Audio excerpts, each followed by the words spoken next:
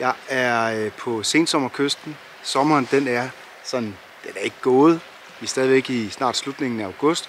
Det begynder lige så stille at gå derhen af. Man kan se det ude i naturen. Man kan se, at frugterne begynder at blive overmodne. Og der er de her klassiske sensommertegn her. Og jeg elsker at være på kysten lige præcis på den her årstid her. Det gælder både fjord og det gælder åben kyst. Jeg synes, der er muligheder alle steder i øjeblikket.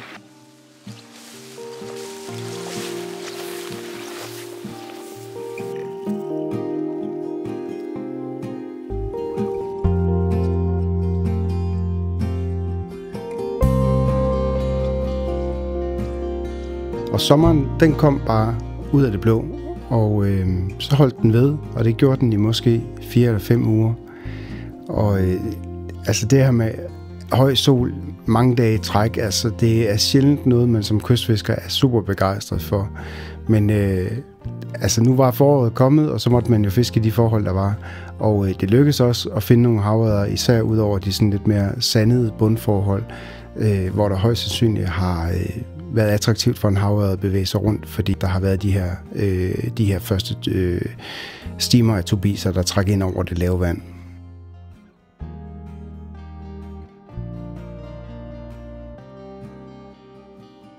Og midt i alt det badende solskin, der stod jeg og begyndte at lægge planer for min sommerferie og drømte om at komme på de lyse kyster og drømte om at fange den helt store sommernathavørred. Men det skulle vise sig, at det blev sværere, og det blev faktisk rigtig svært, for ligesom jeg gik på ferie, der fik vi endnu en gang et markant vejrskifte, og lige pludselig var der regn, vind og skyer, der prægede billedet derude.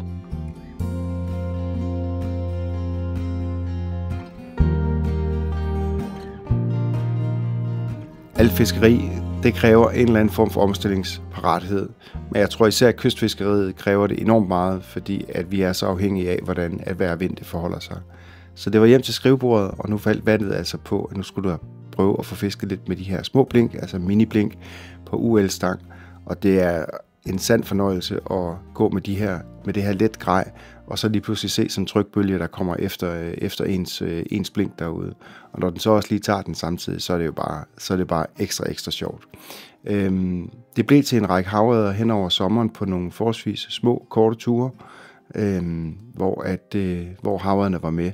Mange af havørrederne var ikke specielt hugvillige, de var bare rigtig nysgerrige. Men her der er der i hvert fald havørreder, der ikke lige kunne stå for de små blink, og det var også en rigtig fin fisk.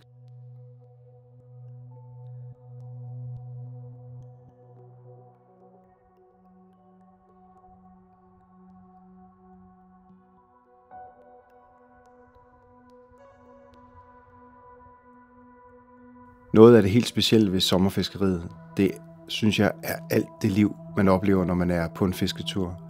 At se turbiserne springe ud af vandet, eller hornfiskeyngel, eller en masse kutlinger inde på det lave vand, hundestejler, hornfisk. Det er så overvældende, hvor meget liv der egentlig er på det kystnære vand i sommerperioden. Især hvis man sammenligner det i forhold til om vinteren, hvor man næsten kan gå en hel dag uden stort set at se så meget som en tanglop.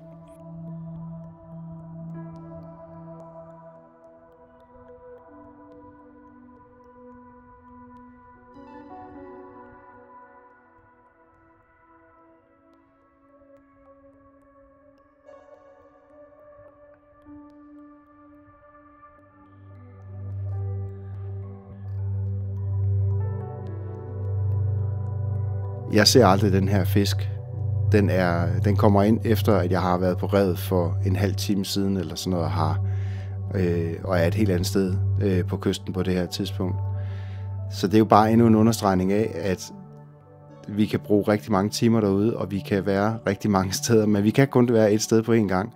Og det er bare ikke altid, at det er det helt rigtige sted, at vi får valgt at kaste vores blink hen, fordi det også handler om, at det også skal være på det rigtige tidspunkt. I virkeligheden kan man jo næsten stå og undre sig lidt over, at det overhovedet kan lade sig gøre i det omfang, at man så ofte trods alt får krydset veje med en havørred derude. Men en ting, der i hvert fald er helt sikkert, det er, at når det så lykkes, så er det altså også fuldstændig fantastisk. Og på den her tur her, der er jeg afsted med min UL-stang, og det er et super fedt sus, der kommer i stangen, og jeg kan tydeligt mærke med det samme, at det er en rigtig god fisk.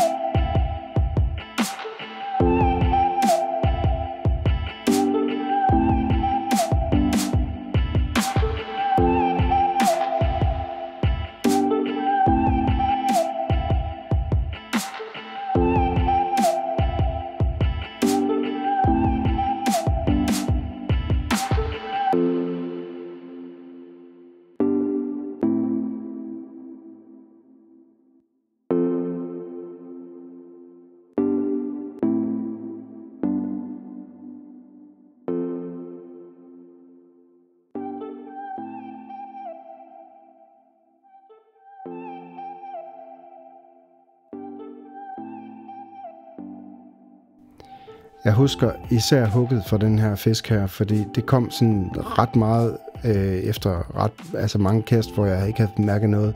Og jeg kaster hen over revet og står sådan lidt og er ikke sådan super nærværende. Og lige pludselig så kan jeg bare mærke, at så bliver der bare rusk i den, og det er super fedt.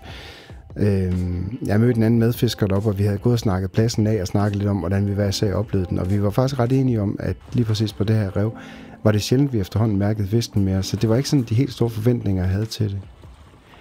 Men sådan er det bare nogle gange med det havet fiskeri. Altså, nogle gange så får vi dem der, hvor vi tror, de er. Og andre gange så bliver vi nødt til at kaste alle de steder, som vi heller ikke, som vi ikke rigtig tror på.